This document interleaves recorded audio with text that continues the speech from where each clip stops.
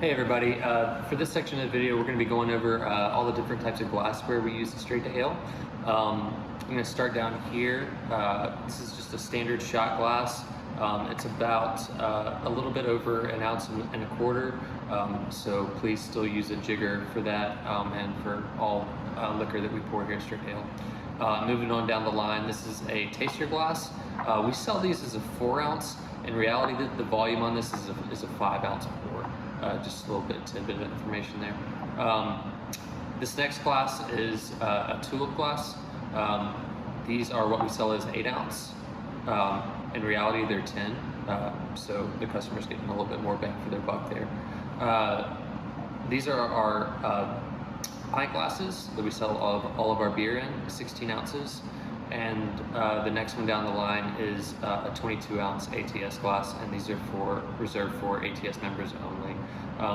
If they've been a member for long enough, they're going to have a dog tag on the bottom with their name inscribed and the member number they are for ATS. Next down is a stemless wine glass. Not only do we use these for our wine that we pour, the Chardonnay, Red Blend, and Rosé, we also use those for a few cocktails. The next one we've got here is a snifter that we use for whiskey. It is actually exclusively used for whiskey here at Straight to Ale. So any of the whiskey flights are going to require this type of glassware here. Also, you can use these when customers order a whiskey just neat. The next glass we have here is what we call small rocks glass. You can also use these when customers are ordering spirits neat, or when they want something with maybe just a splash of a mixer instead of just a whole mixer there. Moving on down, this is what we call our large rocks glass, or this also could be considered an old-fashioned glass. These are what we're going to be using for, say, if somebody orders a whiskey and Sprite, or whiskey and Coke, or just a standard one-in-one mixer. These are your go-to for that. Next down, this is a Collins glass. This is 11.5 ounce volume. We use these for a lot of different cocktails in-house that you can reference on our cocktail sheets that are laminated behind every bar. And then the next one we've got down here is our martini glass, or some people call this a cocktail glass. So these are going to be used right now for anything that is going to be stirred or shaken and served up. We only use this vessel in the speakeasy, and these are for drinks that are strained. You're never going to have ice in this vessel. And last but not least is the cute absinthe cocktail glass. These are only to be used for our absinthe cocktail, which is served with the absinthe and ice cold water to create the luge. This is going to be a brief little section about all the different bar tools that we use. Right here are our stainless steel jiggers. If you're unfamiliar with using these, try to get in the habit of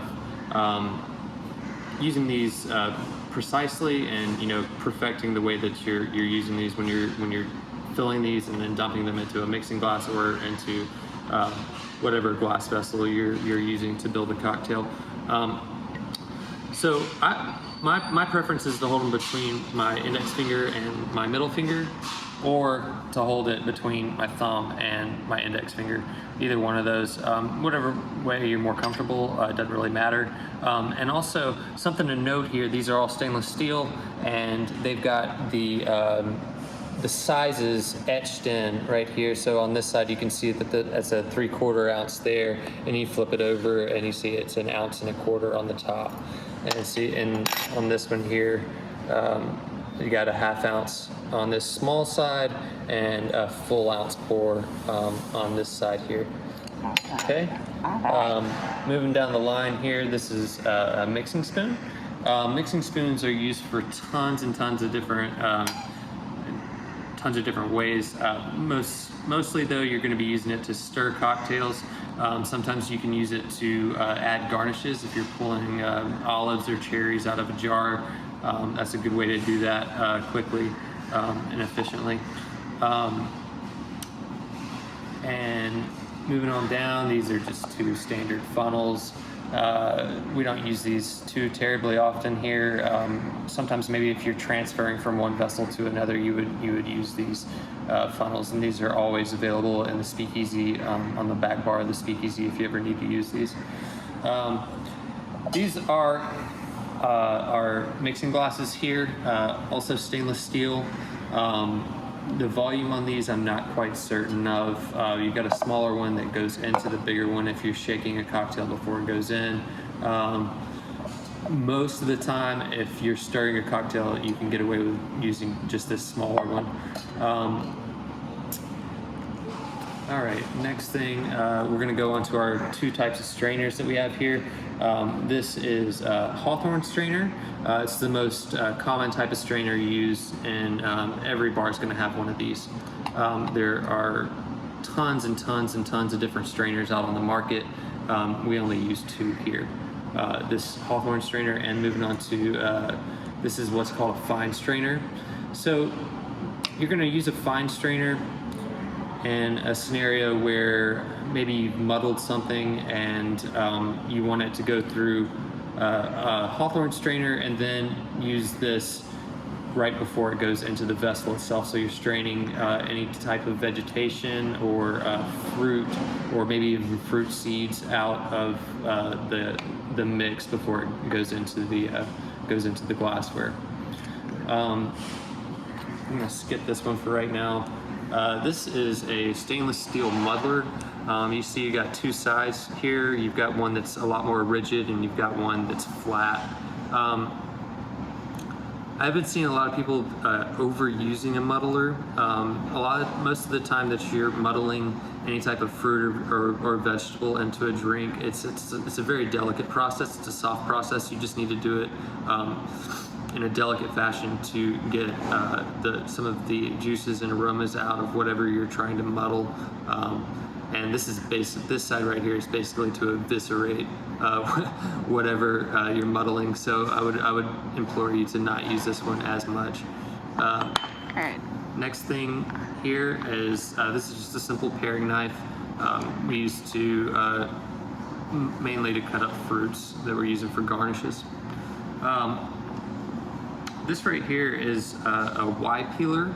It's actually sold as a vegetable peeler, but this is the cheapest and most effective way to get twists off of off an orange, lemon, lime, whatever you would need for that particular cocktail that you're making.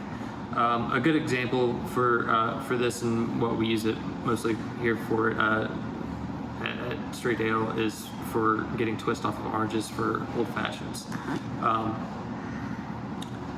And this is a very uncommon thing. This is called an atomizer. In this we've got straight absinthe. This is basically like a perfume spray bottle. Yeah. And it's something that you use to coat a glass before you add the rest of the liquid. In this instance, we've got absinthe in here. It'd be something that we'd use in a Sazerac cocktail. Awesome. And last but not least, I'm going to go back to this. This is an absinthe bar spoon. This is what you set a sugar cube on.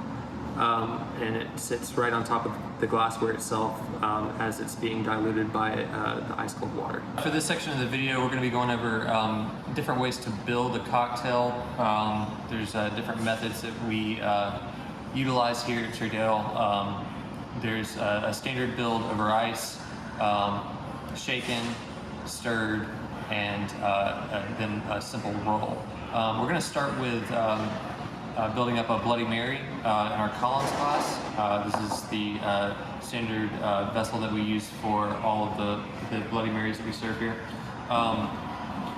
So for our purposes, I'm going to pretend like we had the honey sriracha that is included in this, but I'm not actually going to include it in this video.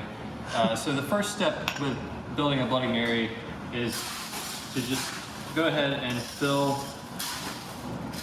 your Collins glass with ice, and then with your jigger, you're going to go. We've got multiple styles of jiggers here. All of these are stainless. You're going to make sure that you're getting the 1 1/4 ounce pour on this. That's our standard pour, straight ale. So we're going to do our vodka first and pour it into the glass, and then pretend like we have the small amount of honey sriracha that we have to pour on top of that, and then go ahead and grab our Bloody Mary mix. It's Tabasco Bloody Mary mix that we use here, although it's kind of inconsequential which type we have in-house at the time. That will just be used.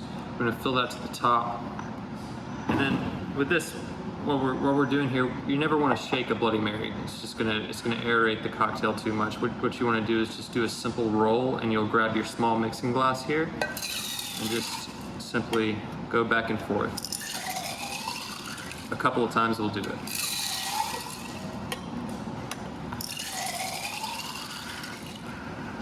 So that's simple. Perfect. You've got the vodka mixed in really well, and then all that's left to do is garnish that and throw a straw in, and it's ready to go. For this one, we're gonna do just a standard 1-in-1 base liquor plus a mixer.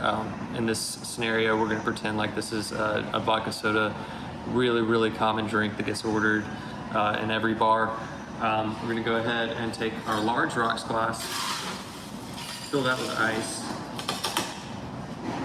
You want to make sure that you're closing the lid on your ice well every single time. We're going to do a standard pour, 1.25 ounces right here. And then simply take this and fill this with soda water to the top. One thing that's super important that I see in straight ale all the time, I see ice getting filled to about the halfway mark. Ice has to go up to the very top every single time, unless the customer requests that they like less ice. Less ice does not mean more liquor. All it means is they're probably just gonna get a weaker drink because you're gonna add a lot more mixer to it. So, there you go. Say this is a vodka soda. It needs to be garnished. Every time you're garnishing, you're using tongs to garnish. Once it's garnished, needs the 5.5-inch serve straws, and it's ready to go. For this one, we're gonna do a layered cocktail. We're gonna do the Pride Punch. The ingredients on this are vodka, OJ, blue curacao, and cran. So we are going to base this with the curacao. So I'm just gonna put a splash of this in here, and then I'm gonna throw the ice on top of that.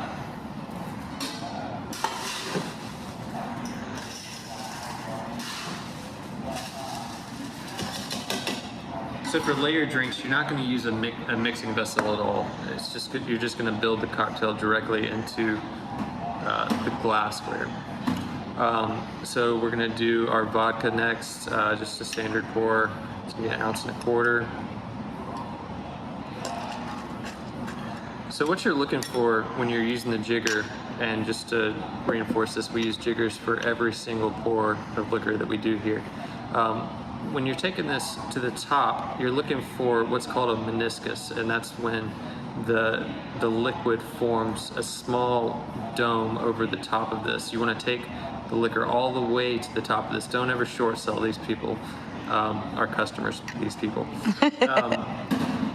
Anyway, getting back to the cocktail here, what we're gonna do, I've got the OJ in a little squirt bottle here, and what the idea is you're gonna put a mixing spoon all the way to the side of this glass. I don't know if you can see that there, but I'm pushing this spoon all the way to the side of the glass on the inside, and then pouring this OJ slowly over it, right? So the idea is that it somewhat keeps the the Curacao and the OJ separate. So we're gonna do that, do a little bit more, and then we're just gonna add a splash of crayon on top of here. And I'm going over here to the gun just to add the cranberry. So for this is easy. Ooh.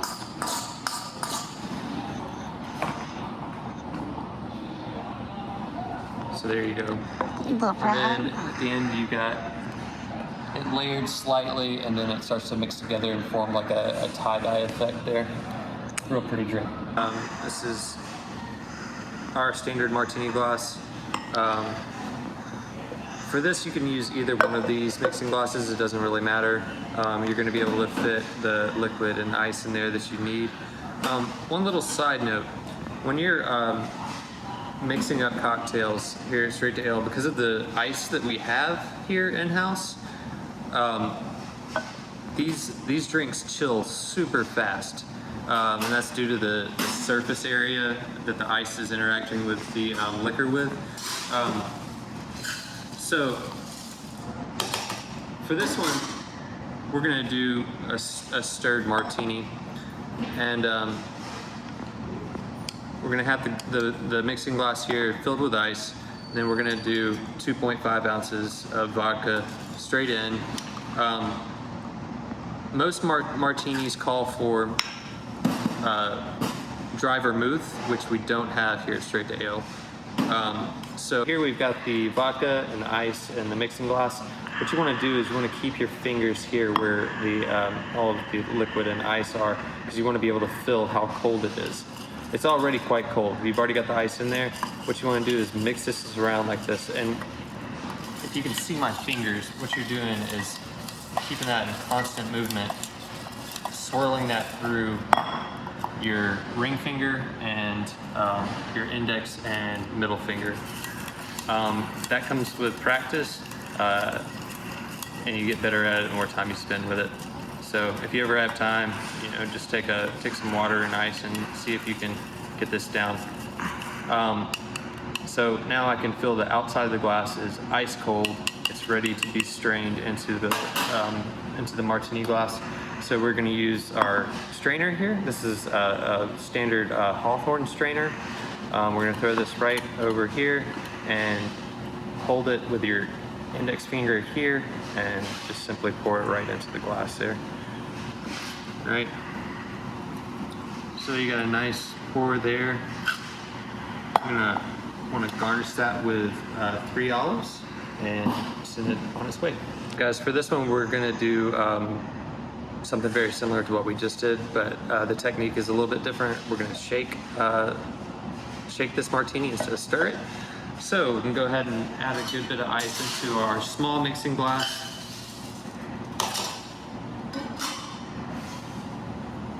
And come here. I'm going to do 2 of the 1.25 ounce pours.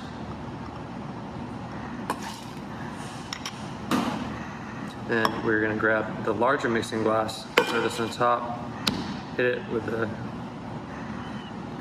heel of your of your palm. of your palm there.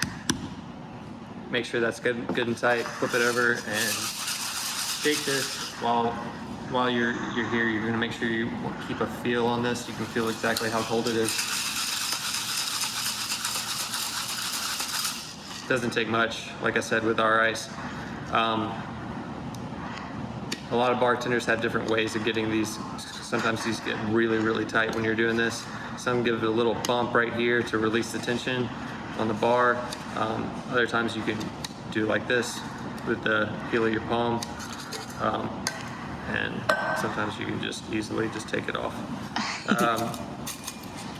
Grab our Hawthorne strainer and go right back into, ooh, we went in a little bit aggressively there. And vodka goes right back into the glass and we're ready to go. Okay, gonna quickly go over some do's and don'ts of pouring beer.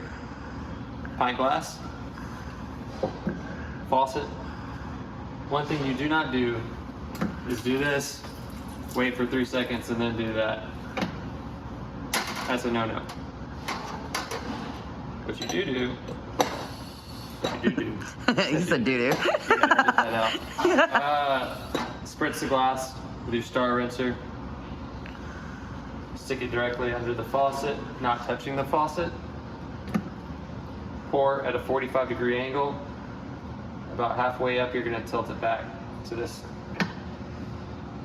upright area. Now, a lot of times you'll have a little bit too much head on there. Don't worry, head's good. You're going to pour it over the top until you get the desired amount. Usually 2 fingers is good. That's a little bit less than 2 fingers. We're still good there. Then you're going to take the water bottle, which this one is not even full, and then you would, take it to the side there to get any excess beer or suds off of there, so you're handing the customer a completely clean glass.